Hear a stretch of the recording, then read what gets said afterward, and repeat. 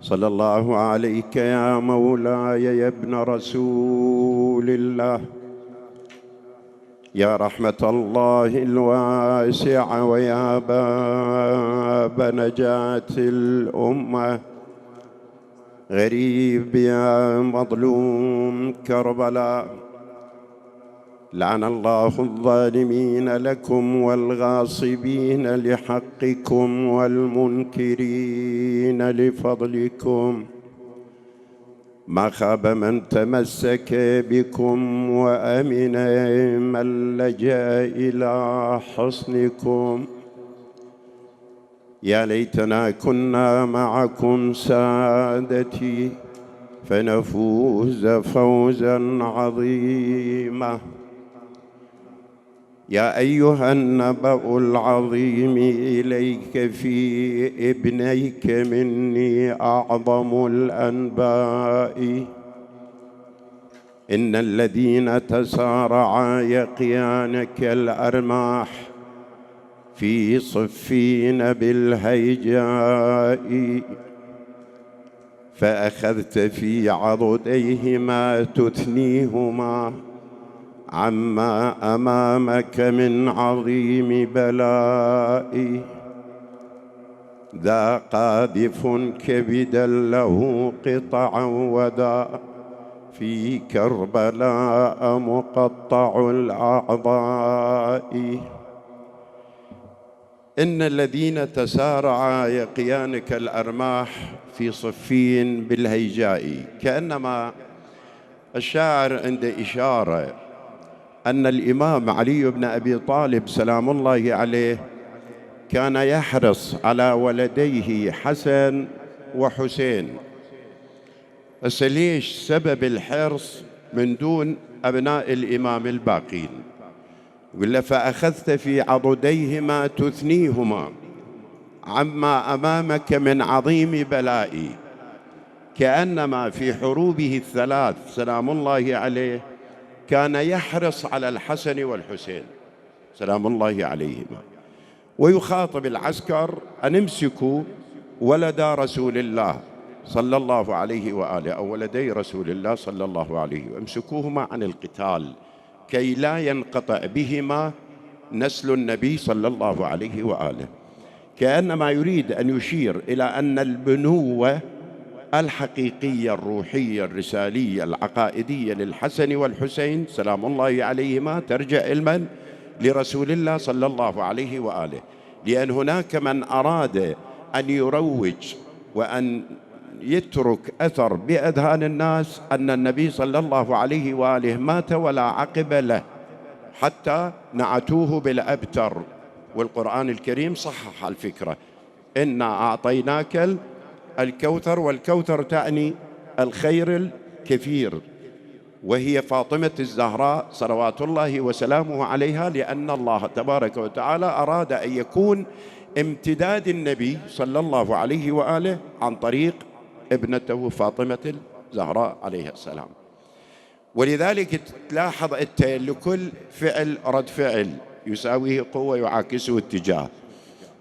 أغلب زيارات الحسين سلام الله عليه اليوم تتضمن الفقرة السلام عليك يا ابن رسول الله، يعني تريد الزيارة أن تؤكد على البنوة أنهم أبناء النبي صلى الله عليه وآله.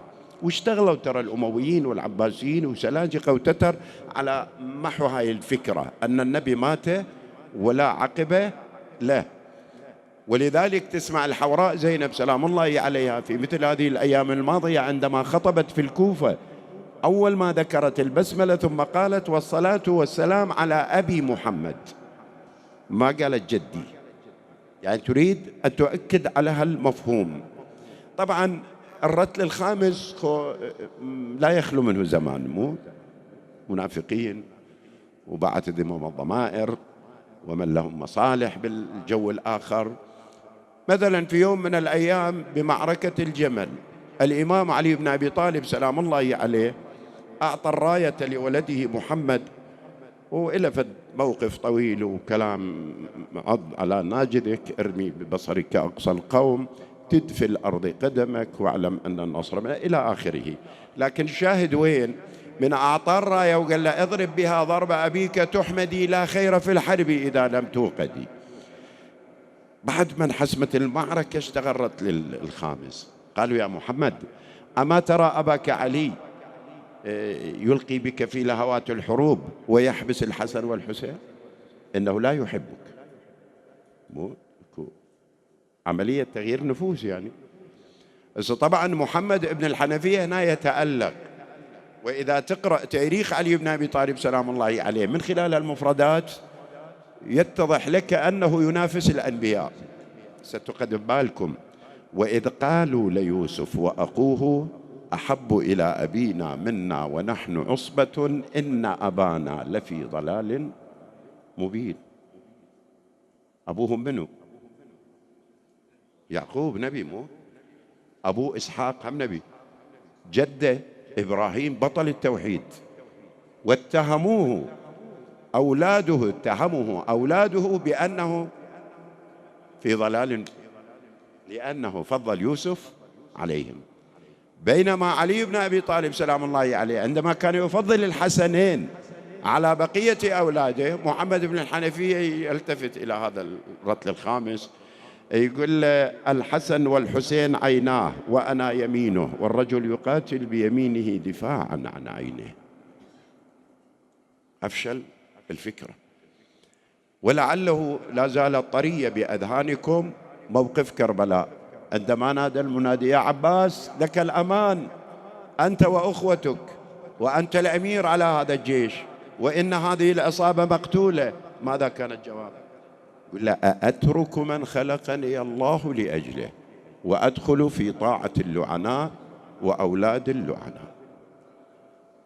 أترك يعني أنا لولا الحسين لما كان مبرر لوجودي. أترك من خلقني الله لأجله. على هذا الأساس أن الحسن والحسين يمثلان الامتداد الطبيعي للنبوة، لأن ما من نبي إلا وله، لكن لكل إمام لكل وصي من هؤلاء الأوصياء دور، ولكل إمام إلى فالظروف إقليمية محيطة تملي عليه اتخاذ هذا القرار من هذا. فقد أحيانا البعض من المؤرخين يحاول أن يخلي هناك فرق بين الحسن والحسين سلام الله عليه من خلال السلوكيات، ورسموا ترى حديث ونسبوه إلى النبي صلى الله عليه وآله: إن ابني هذا سيد، يمكن طارق أسمعكم، وسيصلح الله به بين فئتين من المسلمين متقاتل. ترى ما يعني من الموضوعات أصلا، لأنه يريدون أن يرسموا فرض صورة بأن الإمام الحسن سلام الله عليه يميل إلى الدعة، يميل إلى الهدوء، يميل إلى الاستقرار، والحسين سلام الله عليه يميل إلى التشنج والانفعال. يعني يقروها بها الطريقة، بينما واقع الحال أن الحسن هو الحسين والحسين هو الحسن. الحسن والحسين إمامان قاما، الحسن والحسين سيدا شباب أهل الجنة، الحسن والحسين ريحانتاي من الدنيا، غاية ما في الأمر. ولذلك سأعطيك فكرة تخليك بتجرد ناقش. هل رأيت معصومين اختلفا وإن تزامنا؟ شفت في اليوم؟ مو تزامنت فاطمة مع علي بن أبي طالب سلام الله عليه، واثنينهم معصومين. سمعتوا في اليوم صار بينهم خلاف؟ تزامن الحسنان واثنينهم معصومين، شفنا بينهم خلاف؟ أنت ملاحظ عند استشهاد الهدنة التي وقعت مع الإمام الحسن وقعها الإمام الحسن ومعاوية، مو الإمام.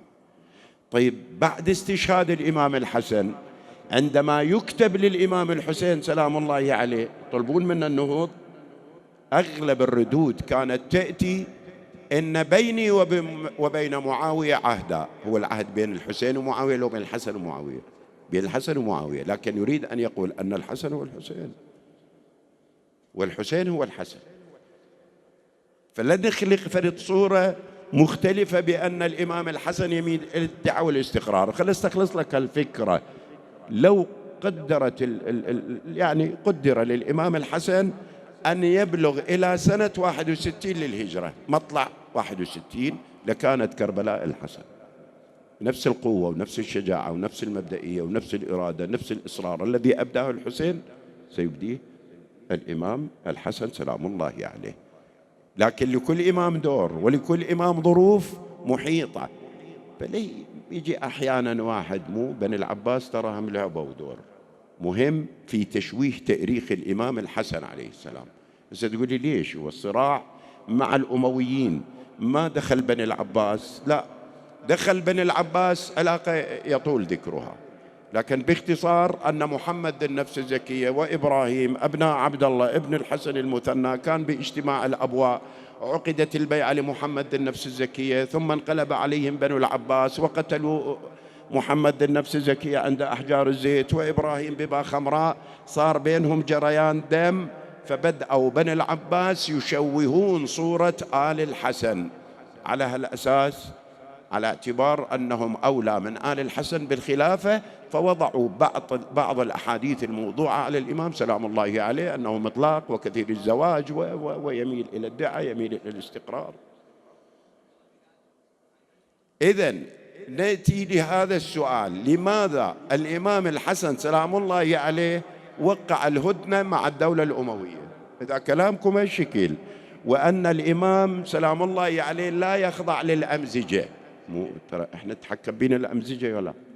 احنا كبشر العاديين من البشر تتحكم بنا الأمزجة، لكن الإمام المعصوم لا تتحكم به الأمزجة. بلحظة الرضا وبلحظة الغضب هو شنو؟ هو واحد. سلوكياتهم، عاداتهم، تقاليدهم. بالمناسبة مو سموا الحسن كريم أهل البيت؟ مو كريم أهل البيت؟ طيب وغيره من الأئمة مو كرام؟ سؤال يطرح نفسه، غيره مو كرام؟ الإمام الرضا سلام الله عليه واحد يستقبله بالطريق، الإمام الثامن والإمام الحسن هو الثاني، يقول له أعطني أنا محتاج. قال كم تريد؟ ما حاجتك؟ قال له أعطني بمقدار مروءتك، ايش قد عندك مروءة اعطيني. قال لا يسعني ذلك، أرجوك انتبه لي. شنو لا يسعني ذلك؟ ايش قد ما أعطيك لو الدنيا كلها ما تستوعب مروتي. يعني شلون هذا؟ بعض الشعراء من يقول على هالمفهوم يقول: ومن المروءة بيدر في بيته ولكل أهل الأرض حبة خردل. يعني أنا وأنت والبشرية كلها حبة دخن تتوزع علينا المروءة، وعند آل محمد المروءة بيدر. مو إذا كلهم كرام، لكن هذه خصوصية. مثل الإمام الكاظم موسى بن جعفر كاظم الغيظ وغيره ينفعل يميل للتشنج؟ لا بالتأكيد كلهم نفس الحال. ولا تستوي الحسنة ولا السيئة تدفع. هاي الآية مترسخة بأذهانهم، مصاديق للقرآن، جاهزين كلهم هالشكل. فالشاهد الحديث أن الإمام سلام الله عليه كانت عنده ظروف إقليمية أملت عليه أن يتخذ هذا القرار، وله أسوة بجده رسول الله صلى الله عليه وآله وبأبيه علي بن أبي طالب. احنا نتذكر عندما صارت الشورى اللي بين 6، ومنهم عبد الرحمن بن عوف كان هو المخول الأكثر، التفت لأمير المؤمنين علي بن أبي طالب سلام الله عليه، قال له: أبايعك على شرط العمل بكتاب الله وسنة رسول الله وسيرة الشيخين. صار تاريخ يعني موجود ما بيه. قال لا ما أقبل. هو تدري أنت علي بن أبي طالب لو انتهازي لو نفع يقبل، مو وبعدين من يستلم الخلافة يقلب وايه، يقول لك أنا أستلم، بعد من أستلم الخلافة طيهم ظهري شو يسوي لي؟ لكن أمير المؤمنين صاحب مبادئ يقول لا، أنا تبايعني على كتاب الله وسنة رسول الله واجتهاد رأيي، أنا علي بن أبي طالب باب مدينة علم النبي. هم دول اللي تقول لي امشي بخلافتهم، امشي برأيهم، امشي بسيرتهم، ما عندي مشكلة وياهم، لكن هم بحياتهم كانوا يقولون لا يفتي أن أحدكم وعلي حاضر. مو إذن أنا باجتهاد رأيي، ورفض البيعة وحولت في وقتها إلى الثالث عثمان. إذن سيرة النبي وسيرة علي بن أبي طالب هي اللي تتحكم بأهل البيت. وحتى الإمام الحسين ترى بطريقة من مكة إلى كربلاء من وقف وجمع له منبر من أحداج الإبل وخطب خطبة طويلة منها قال جدي رسول الله صلى الله عليه وآله وسلم: من رأى منكم سلطانا جائر مستحلا لحرمات الله مخالفا لكتاب الله يعمل في عباد الله بالإثم والعدوان ولم يرد عليه بقول أو فعل كان حقا على الله أن يدخله مدخله، ألا وأن هؤلاء استأثروا بالفيء وعطلوا الحدود وحقا أن يرد عليهم مثلي. فمن إلى أن وصل أريد وأسير بسيرة جدي وأبي. ما محتاجين ناخذ من أحد، بربك آل محمد يحتاجون يأخذون من أحد.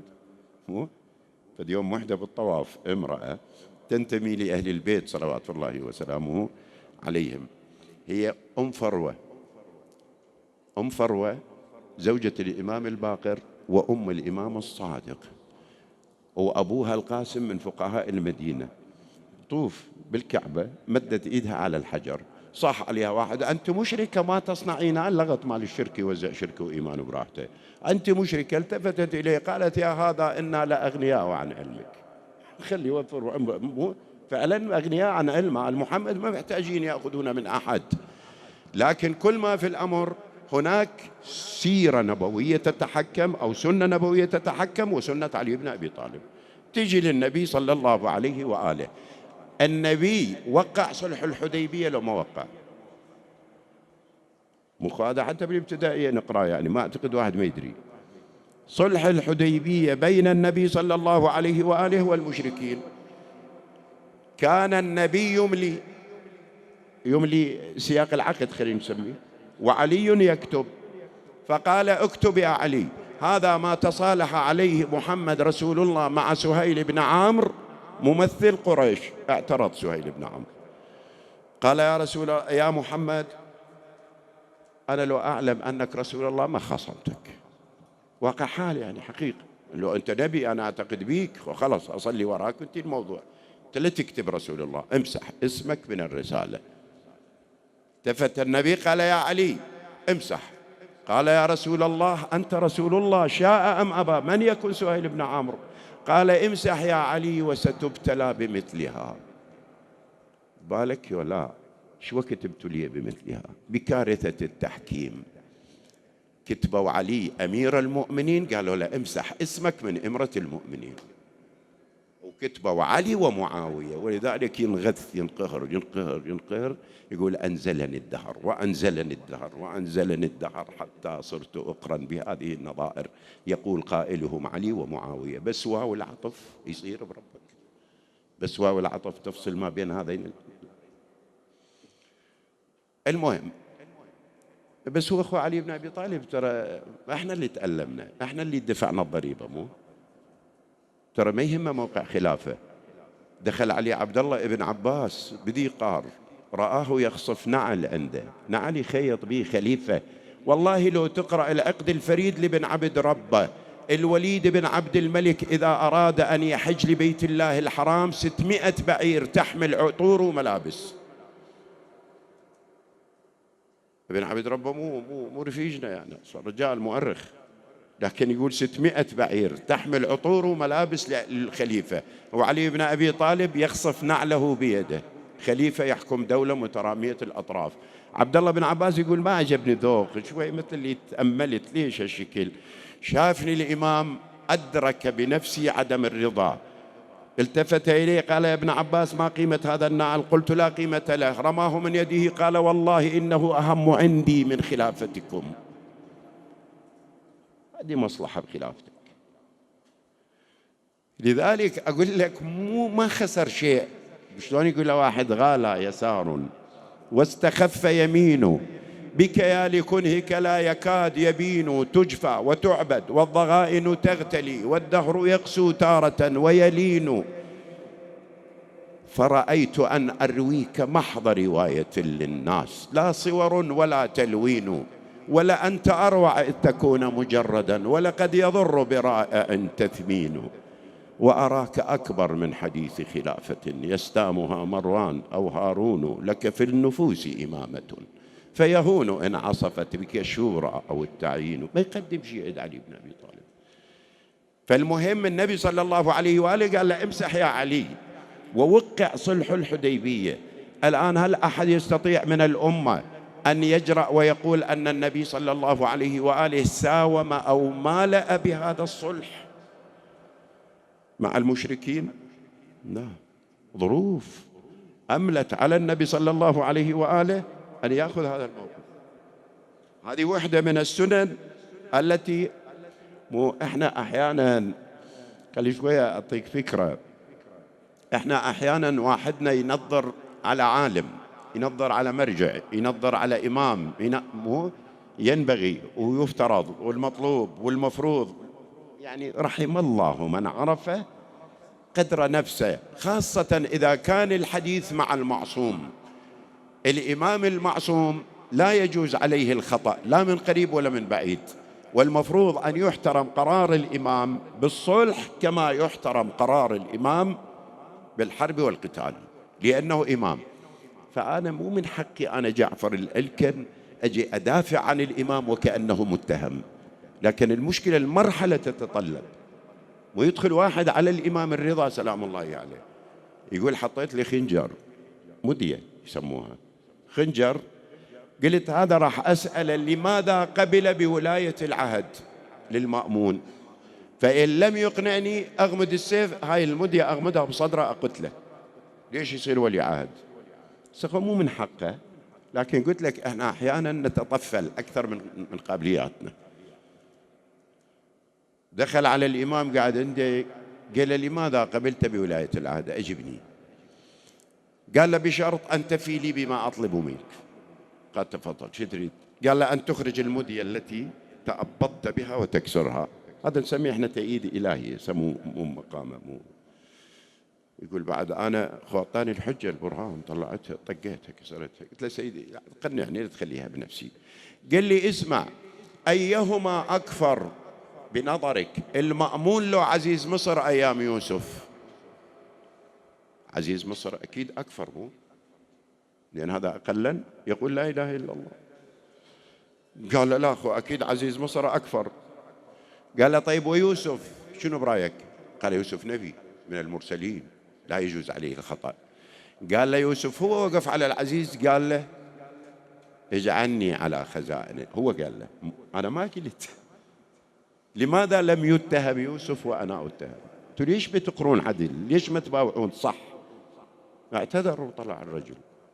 فالشاهد الإمام الحسن سلام الله عليه أولا أسوة من جده رسول الله صلى الله عليه وآله، واثنين من أبيه علي بن أبي طالب عليه السلام. علي بن أبي طالب أمامك وقعة التحكيم، كارثة التحكيم، نفس الموقف حصل مع الإمام، وما سبقها 25 سنة كان معزولا ولا رأي لمن لا يطاع. ولما آلت إليه الأمور، وطبعا بالمناسبة لما آلت إليه الأمور شنو قال هو؟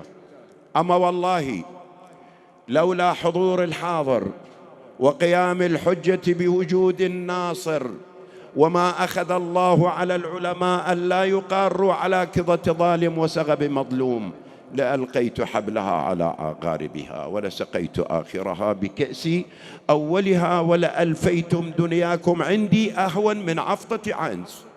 عجيب، الدنيا يعني ترى مو مشتريها هواية تعبان عليها. فالإمام لما آلت إليه الخلافة صعد المنبر قال أما والله لقد تقمصها فلان وهو يعلم أن محلي منها محل القطب من الرحى، ينحدر عني السيل ولا يرقى إلي الطير فسدلت دونها كشحة. هنا أكو نقطة خلينا نستفيد منها تربويا، جزاكم الله خير، وأنتم علية القوم وجهاء محترمين، وأسأل من الله أن يزيدكم علق ورفعة بحماية الدين والقيم والمقدسات. أخواني أحبائي، الإمام أمير المؤمنين يرسم لنا برنامج، يقول لما واجهت هذه المشكلة سدلت دونها، حطيت بيني وبينها ستار. يعني الإمام علي بن أبي طالب يقول طفقت أرتئي، يعني شلون أرتئي؟ أرد أفكر أنا من ظهرت أمامها المشكلة، أرد أشوف أنا شنو القرار اللي يفترض أن أتخذه، شنو اللي أحب أقول لك أن نثقف شبابنا أبناءنا عليه. أكو فرق بين التهور وبين الشجاعة، أكو فرق لو ماكو؟ الآن 3/4 مشاكلنا العشائرية وخصوماتنا ومنازعاتنا تهور، مو صحيح ولا لا؟ كنا ناخذ مدرسة من هذا الجو. يعني احنا بنشوف شنو هو التهور، أطلب 1,000,000 دينار، اشتغلت وياه بالربا، هم يا ريت معاملة نظيفة شريفة، ما رجع لي إياهن، ما أعطاني إياهن، شاتت وياه، سحبت مسدس قتلته، ذنيش راحن وبعت بيتي وافصلت، وتهجروا فت 5 6 من عمامي وأقاربي وإلى محافظة أخرى. مو هذا اللي جاي يحصل؟ هذا التهور لو متهور. الإمام سلام الله عليه هنا يقول إخواني، ترى أكو فرق بين الخوف وبين الجبن. مو إحنا شلون عاد أنا خاف، ليش ما تخاف؟ يعني شبابنا لما اندفعوا للقتال بسوح القتال وقدموا شهداء، شو يسموه؟ خوف لو مو خوف؟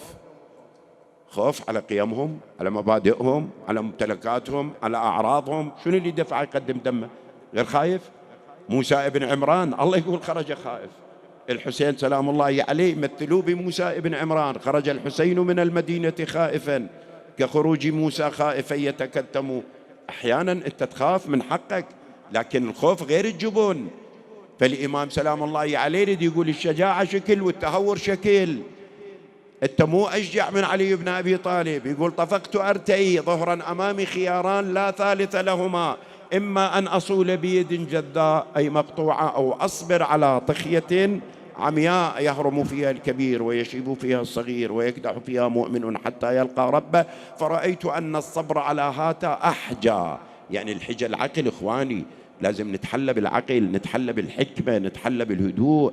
ادفع بالتي هي أحسن، فإذا الذي بينك وبينه عداوة. ثقافة القرآن يفترض أن تشيع بيننا، احنا ناس مسلمين. ليش قائمة الأمور على يصل الحال نقاوم مدرسة ونغلقها مطلوبة عشائري؟ شفت الغريب أن صورة ما أدري صدق كذب مسجد مكتوب عليه مطلوب عشائرية ومسدود بابه. يعني هذه إلى متى هذه الثقافة المتدنية التي لا تمت إلى الإسلام بشيء؟ أمير المؤمنين يقول طفقت أرتئي، شفت أرد أشوف شنو الحل الأنسب، فصبرت وفي العين قذى وفي الحلق. أكو واحد يقول أنا أشجع من علي بن أبي طالب، ما أعتقد واحد يتجاوز قدره يقول شكل. وعلي بن أبي طالب سلام الله عليه العرب يقولون الفرار في الحرب عار إلا من سيف علي. وقعد سكت. خلنا نتحلى بالحكمة يا أخوان، كافي نزف دم. تدري جاي تروح من عندنا دماء، ونحن أحوج ما نكون إلى الدماء في هذه المرحلة. نحتاج الألفة، نحتاج رص الصفوف، نحتاج وحدة الموقف، نحتاج وحدة الخطاب، نحتاج كل شيء اليوم بحياتنا. فأمير المؤمنين سلام الله عليه يقول فصبرت وفي العين قذى وفي الحلق شجا مرارة. بعضهم يقول كيف مرتاح، لا يقول أنا ترى حلقي مر، والقذى شايف القشاية أو البرادة هاي تطيح بالعين من الحداد النجار، هالشكل أنا كان ألم. وفق هذين الموقفين الإمام الحسن سلام الله عليه هيأ نفسه لإعادة الشام إلى الشرعية. لكن شنو صار؟ خذلان الأمة. خل أقول لك فكرة. صعد معاوية بالكوفة يخطب، قال أيها الناس إن الحسن بن علي رآني أهلا للخلافة ولم ير نفسه أهلا فاختارني، فتنازل الخلاف. هذا خطاب معاوية. بعد ما أنهى الخطاب قام الإمام الحسن سلام الله عليه قال أيها الناس زعم معاوية أني وجدته أهلا للخلافة ولم أرى نفسي لها أهلا، ووالله كذب معاوية، فأنا أولى الناس بالناس، ولو أن الناس بايعوني وأطاعوني ونصروني لما طمعت بها. إذن وين الخذلان؟ خذلان الأمة. ما كان الإمام الحسن يتنزل عن حقه، ثم أنه لم يتنزل عن الإمامة الإلهية وجعلناهم أئمة يهدون. كان التنازل عن الخلافة الدنيوية. قلت لك والأمة خذلت الإمام سلام الله عليه، بحيث وصلت كتب لمعاوية لا تجهد نفسك بحرب الحسن، أول ما يلتقي الجيشان نسلمك الحسن مكتوف الأيدي. من ذولا؟ علية القوم، أصحاب القرار، أصحاب الشورى، غرفة العمليات اللي يم الإمام الحسن سلام الله عليه. من وصلت الخيانة لهالشكل، والكتب وصلت للإمام الحسن. بربك هذا الموقف يختلف عن قول أبيه بين أن أصول بيد جذاء. مو اليد المقطوعة مو نفسها ولا ما عنده شيء، معناها إلا جازف بنفسه. والحسن والحسين يقتلان لو ما يقتلان، إذا سلما مكتوفة الأيدي. لنفرض تقول لا ما راح يقتلهم، واكو واحد ممكن لكن ما راح يقتلهم، هو يشعر بعقدة نقص من موقف فتح مكة، اخرجوا فأنتم الطلقاء، هم راح يقول لهم طلعوا واحدة بواحدة، يوم بيوم الفتح. يا أخي قتلوا الإمام الحسين سلام الله عليه. عمرو بن سعيد الأشدق والي المدينة، أول ما وصل الخبر وعجت النساء وخرجت المخدرات من خدورهن، عمرو بن سعيد الأشدق الوالي المحافظ بالمدينة يتوجه إلى قبر رسول الله يركله بيده، يقول له خذ يا محمد يوم بيوم البدر، يوم بيوم. إذا يعانون من عقدة نقص، فإذا كتف الحسنان وأدخل على معاوية لا سمح الله تبقى وصمة عار في جبينه. فلذلك الإمام سلام الله عليه شاف الخيار الوحيد الأنسب الذي يحفظ هذه البقية لرسول الله صلى الله عليه وآله، ويحفظ هذا الخط المحمدي الأصيل، أن يعمد إلى هذه الهدنة، وهي الخيار الوحيد بين يديه، إما أن يجازف ويضع قدراته أمام معركة خاسرة 100%، وإما أن يتخذ هذا القرار.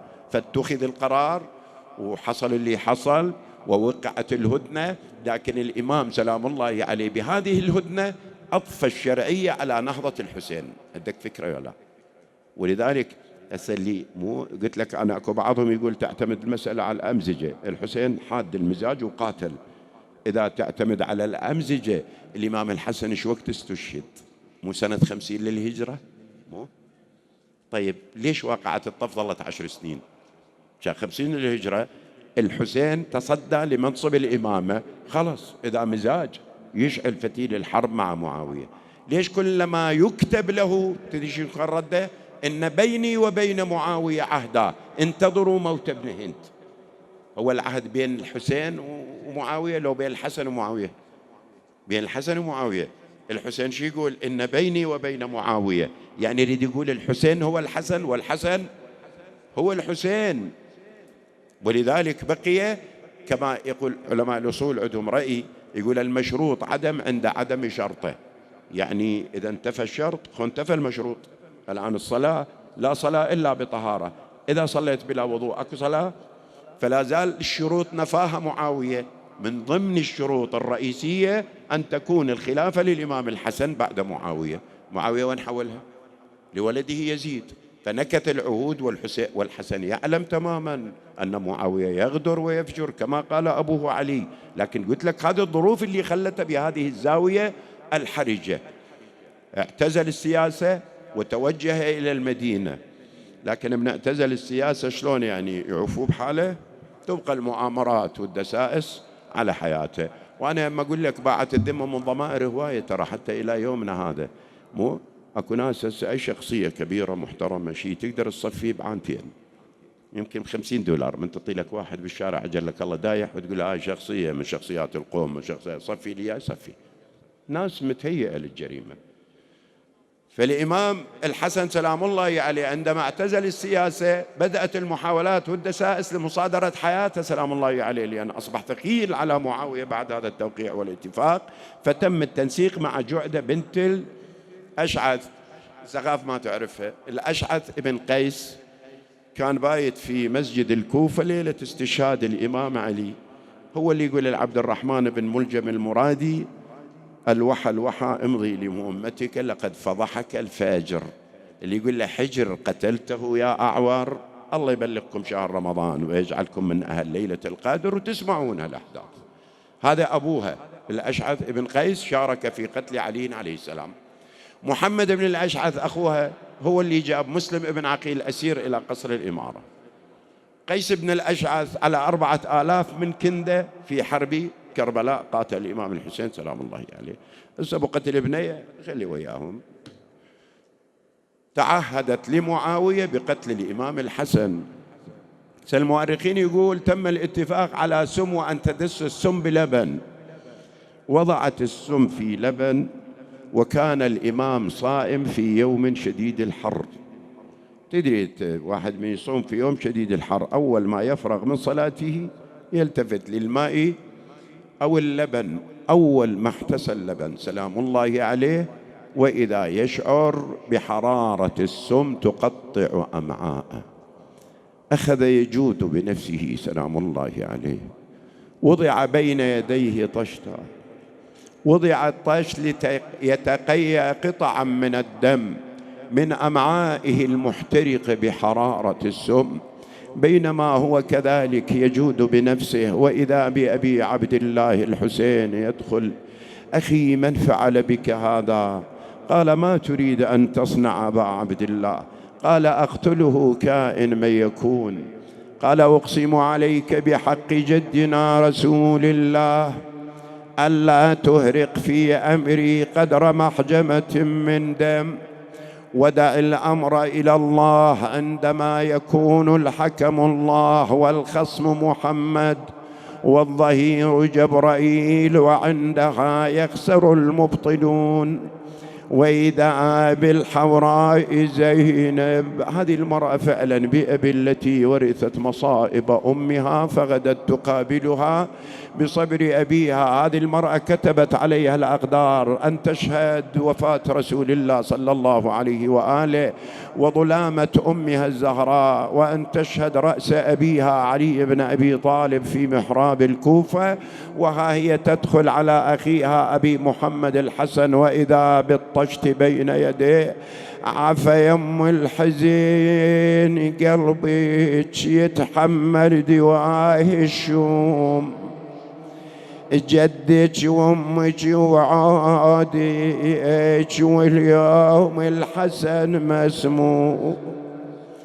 أول هم فقد جدك على فقد ثقل همك، وثاني صواب يوم الباب ذاك الكسر ضلع أمك، ودمعاتك بالمحراب يا زينب بجرة من الجفن دمك، واليوم الحسن يا اختي الحسن مسموم. عفا قلبك على ابن امك يا زينب من وصلتي له، وشفت الطشت قدامه ومن السمر قد حيل، من شافيك ندى يا حسين يا اخويا الطشت شيله، أدعن رأسي أم تطيب مجالسي. يا الله، اللهم نسألك بجلال وجهك الكريم، ونتوسل إليك بالحسين الوجيه، اللهم فرج عنا فرجا عاجلا قريبا كلمح البصر أو هو أقرب من ذلك. اللهم اجعل بلدنا آمنا وارزق أهله من الثمرات، من أرادنا بسوء فأرد، ومن كادنا فكد. احفظ وأيد وسدد علماءنا الربانيين في مشارق الأرض ومغاربها، انصر من نصر الدين. اللهم من كان في جمعنا طالب حاجة اقضها بباب الحوائج موسى بن جعفر، من كان مريضا أو عنده مريض شافيه بمريض كربلاء علي بن الحسين. المؤسسون لهذا المأتم تقبل اللهم عملهم بأحسن القبول، واجعله ذخرا لهم يوم القيامة، وإلى أماتهم مع أمات الحاضرين والسامعين ومن مات على الإيمان. رحم الله من يهدي ثواب الفاتحة مسبوقا بثواب الصلاة على محمد وآل محمد.